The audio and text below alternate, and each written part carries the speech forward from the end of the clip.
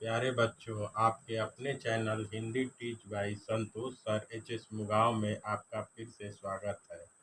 आज हम लोग कक्षा 12 के हिंदी में काव्य खंड के अंतर्गत मलिक मोहम्मद जायसी और इनकी रचना कड़वक से संबंधित वस्तुनिष्ठ प्रश्न और दीर्घोत्तरी प्रश्नों का क्रमशः 2 भागों में अध्ययन करेंगे। पहले हम इनके जीवन परिचय और कड़वक से संबंधित जो वस्तुनिष्ठ प्रश्न आपकी परीक्षाओं में आते हैं उनके बारे में पढ़ा जाएगा। जैसा कि आपको पता है, मलिक मोहम्मद जायसी, इनका जन्म 1492 ईस्वी में हुआ था। 1492 ईस्वी में।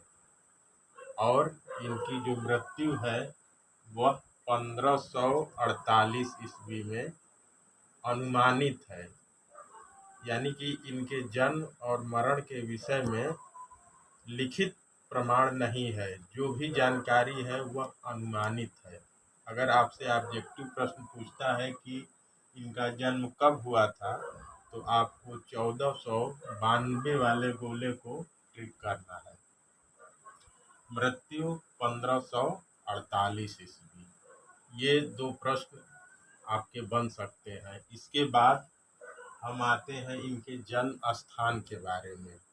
तो मलिक मोहम्मद जायसी, जैसा इनके नाम से पता है, जायस इनके जन्म का स्थान था। जायस में पैदा होने के कारण ही इनका उपनाम हो गया जायसी। अगर आपसे पूछता है कि मलिक मोहम्मद के जन्म का स्थान क्या है, तो आपको ट्रिक करना होगा जायस। और इनकी कब्र बनी है अमेठी नामक स्थान पे। हालांकि ऐसे प्रश्न कम ही आते हैं, लेकिन ऑब्जेक्टिव प्रश्नों की संख्या दिन ब दिन बढ़ती जा रही है, इसलिए इनके विषय में पूरी जानकारी रखना जरूरी है। मलिक मोहम्मद जायसी के पिता का नाम है मलिक शेख ममेराज। मलिक शेख ममेराज इनके पिता हैं और इनके 2 गुरु हैं, शेख मोहदी और अशफाक जहांगीर। शेख मोहदी और अशफाक जहांगीर इनके गुरु का नाम है और इनके पिता का नाम है मलिक शेख ममेराज। जन्म आपको पता ही है, जायस नामक स्थान पे है और जन्म का डेट 1492 और मृत्यु की तिथि है 1548। ये साधारण क्वेश्चन है, इसमें से 1 या 2 आपसे पूछ सकता है या नहीं भी आ सकता है। अब जो सबसे इम्पोर्टेंट प्रश्न है मलिक मोहम्मद जायसी के विषय में, वो ये है कि मलिक मोहम्मद जायसी किस काल के कवि है। ये 2 साल 3 साल पहले ऑब्जेक्टिव में पूछा था कि मलिक मोहम्मद जायसी किस काल के कवि हैं। अब जहाँ तक काल की बात है, तो मलिक मोहम्मद जायसी भक्ति काल के कवि हैं। लेकिन भक्ति काल को अलग अलग उप विभागों में बांटा गया है। अब अगर आपसे डायरेक्ट प्रश्न पूछता है कि मलिक मोहम्मद जायसी किस काल के कवि हैं, अगर भक्ति काल दिया है तो आप भक्ति काल पे के गोले को रंग देंगे, चाहे वो गोला ए हो, बी हो, सी हो, डी में से जो गोला होगा तो उसमें आप रंग देंगे इसको। अब अगर भक्ति काल ना देकर देगा कि निर्गुण या सगुण में से कोई एक विकल्प दिया रहेगा, तो आपको निर्गुण पे टिक करना है। यानी मलिक मोहम्मद जायसी भक्ति काल के निर्गुण शाखा के कवि हैं। अगर इससे भी थोड़ा गहराई में प्रश्न पूछता है, तो अब आपको ध्यान देना होगा कि निर्गुण शाखा की किस परंपरा के कवि हैं। तो मलिक मोहम्मद जायसी भक्ति काल की निर्गुण शाखा के सूफी काव्य परंपरा के कवि है। यहाँ से आपके 3 प्रश्न बन गए, भक्ति काल, निर्गुण शाखा, सूफी काव्य परंपरा। और चौथा प्रश्न जो मलिक मोहम्मद जायसी के संबंध में बन सकता है, वह यह कि मलिक मोहम्मद जायसी किस काव्य धारा के कवि हैं? तो यहाँ पे आपका आंसर होगा प्रेमाश्रयी या प्रेम मार्गी कवि। यानी कि मलिक मोहम्मद जायसी के संदर्भ में 4 प्रश्न आपसे बन रहे हैं। मलिक मोहम्मद जायसी भक्ति काल के कवि हैं, निर्गुण शाखा के कवि हैं, सूफी काव्य परंपरा के कवि हैं, प्रेमाश्रयी या प्रेम मार्गी काव्य धारा के कवि हैं। इन चारों में से चारों का उत्तर एक ही होगा, मलिक मोहम्मद जायसी। अब इसमें आगे हम ये देखेंगे कि मलिक मोहम्मद जायसी ने जो काव्य लिखा है उस काव्य को कहते हैं प्रेम आख्यान काव्य या प्रेम मार्गी काव्य। तो प्रेम आख्यान काव्य या प्रेम मार्गी काव्य किसे कहेंगे, ये प्रश्न बनता है। तो इसका उत्तर होगा कि लोक जीवन में प्रचलित प्रेम कथाओं को आधार बनाकर की गई छंदबद्ध काव्य रचना। लोक जीवन में प्रचलित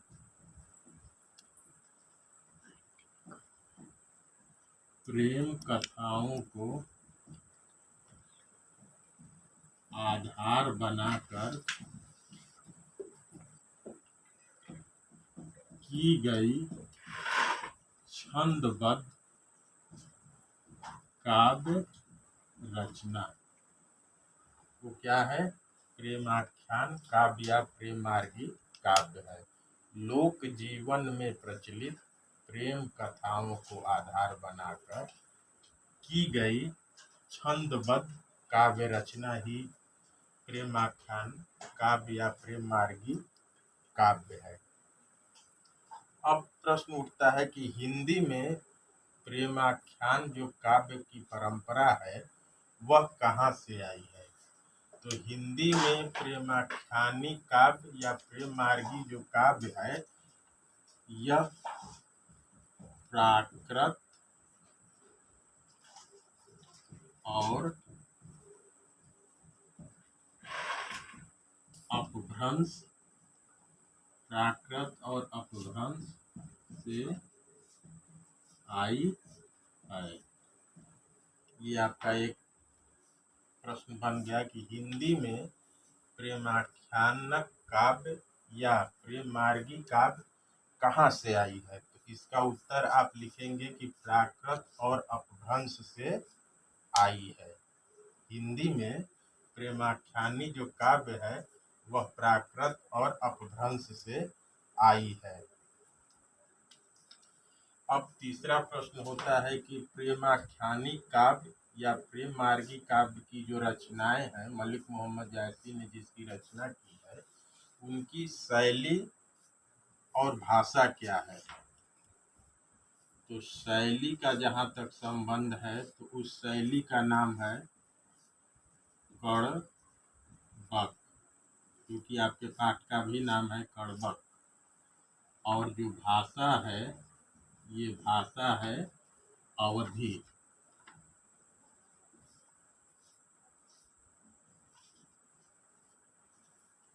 प्रेम आख्यानाई काव्य या प्रेम मार्गी जो काव्य लिखा गया है उसकी शैली है कड़बक और भाषा है अवधी। ये सारे प्रश्न आपके वस्तुनिष्ठ प्रश्न हैं, क्योंकि पहले होता था कि लघु उत्तरी या दीर्घ उत्तरी प्रश्न में ये सारे प्रश्न आते थे, लेकिन लघु उत्तरी और दीर्घ उत्तरी प्रश्नों में अब इनका समावेश नहीं होता है। ये सारे प्रश्न आपके वस्तुनिष्ठ हैं। पूछ देगा आपसे कि प्रेमाख्यानी काव्य की शैली क्या है, तो आपको टिक मारना होगा कड़बक पे। भाषा क्या है? तो भाषा है अवधी। ये प्रेमाख्यानी काव्य या प्रेम मार्गी काव्य हिंदी में प्राकृत और अपभ्रंश से आई है। अब जो सबसे इम्पोर्टेंट प्रश्न है वो ये है कि कड़बक क्या है? कड़बक क्या है? तो कड़बक क्या है अगर ये पूछता है तो ये प्रश्न आपको लघु उत्तरी में भी आ सकता है और ऑब्जेक्टिव में भी आएगा। तो कड़वक क्या है, इसके लिए आपका आंसर होगा कि चौपाई और दोहा में निबद्ध शैली। कड़वक क्या है? चौपाई और दोहा। चौपाई और दोहा में निबद्ध जो काव्य की शैली है उसी को कहते हैं कड़वक। चौपाई और दोहा याद रखना, चौपाई और दोहा में निबद्ध शैली ही क्या शैली है? कड़वक। अब एक और शब्द है तवस्सुफ। तवस्सुफ ये शायद पूछा था ऑब्जेक्टिव में कि तवस्सुफ का अर्थ है। इसके 4 विकल्प दिए गए थे और उस विकल्प में से सही विकल्प पे आपको टिक करना था कि तवस्सुफ क्या है। तवस्सुफ कहते हैं सूफी मत को। सूफी मत को क्या कहते हैं? तवस्सुफ। तवस्सुफ सूफी मत को कहते हैं। सूफी मत के आने से हिंदी साहित्य में प्रेमाश्रयी या प्रेम मार्गी काव्यधारा का विकास हुआ है। सूफी काव्य परंपरा के आने से ही प्रेमाश्रयी या प्रेम मार्गी काव्य परंपरा का विकास हुआ है। अब प्रेमाश्रयी या प्रेम मार्गी काव्य के प्रमुख कवि कौन है, आगे देखते हैं।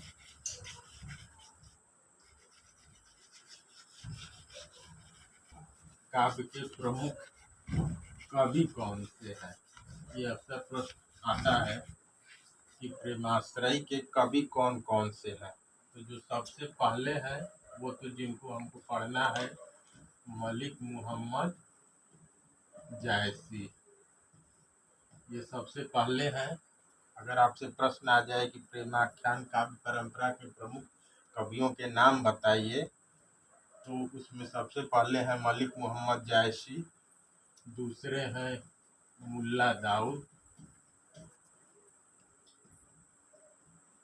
और तीसरे हैं जान कवि। कौन? जान कवि, मुल्ला दाऊद, मलिक मोहम्मद जायसी, ये प्रेमाख्यान काव्य परंपरा के प्रमुख कवि हैं। ऐसे ही आगे जब हम और अध्ययन करते हैं तो सबसे पहला प्रश्न जो एक ये बनता है कि मलिक मोहम्मद जायसी द्वारा जो लिखी गई रचनाएं हैं उनके संग्रह को क्या कहते हैं?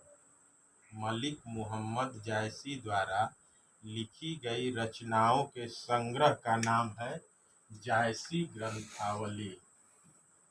क्या नाम है? जायसी ग्रंथावली। मलिक मोहम्मद जायसी द्वारा जो काव्य रचनाएं की गई हैं उनके संग्रह का नाम है जायसी ग्रंथावली। इस जायसी ग्रंथावली के 2 लोग संपादक हैं। जायसी ग्रंथावली के संपादक कौन कौन से लोग हैं? आचार्य रामचंद्र शुक्ल, आचार्य रामचंद्र शुक्ल और दूसरे हैं डॉक्टर माता प्रसाद। कौन है? डॉक्टर माता प्रसाद। जायसी ग्रंथावली के संपादक के क्या नाम है? आचार्य रामचंद्र शुक्ल और डॉक्टर माता प्रसाद। जायसी की प्रसिद्धि का आधार क्या है? जायसी की प्रसिद्धि का आधार है उनकी पुस्तक पद्मावत। पद्मावत वो रचना है जिसने मलिक मोहम्मद जैसी को हिंदी साहित्य में प्रसिद्धि प्रदान की। पद्मावत पद्मावत की कहानी है चित्तौड़ के राजा रतन सेन और उनकी पत्नी सिंघल देश की राजकुमारी पद्मावती, दोनों की प्रेम कहानी को आधार बनाकर मलिक मोहम्मद जायसी ने पद्मावत की रचना की। अब सबसे महत्वपूर्ण प्रश्न जो अक्सर ऑब्जेक्टिव में आता है कि मलिक मोहम्मद जायसी की रचनाओं के नाम, जो एक दे देगा आपको छांटना रहता है कि उनमें से कौन सी रचना है जो मलिक मोहम्मद जायसी की है। तो मलिक मोहम्मद जायसी की प्रमुख रचनाओं को आपको कंठस्थ करना है। जैसे पहली रचना है पद्मावत, अखरावत, आखिरी कलाम, चित्ररेखा, चित्ररेखा, मसलनामा, कहरनामा। इसके अतिरिक्त तीन और रचनाएं हैं जो उतनी प्रसिद्ध नहीं है, फिर भी ऑब्जेक्टिव की दृष्टि से आपको उनके नाम जानना जरूरी है। चंपावत, होलीनामा और चित्रावत। इसको एक बार फिर से मैं रिपीट कर दे रहा हूँ। प्रमुख रचनाएं पद्मावत, अखरावत, आखिरी कलाम, चित्ररेखा, कहरनामा, मसलानामा। इसके अतिरिक्त है चंपावत, होलीनामा और चित्रावत। इस वीडियो में बच्चों इतना ही। शेष भाग दूसरे वीडियो में।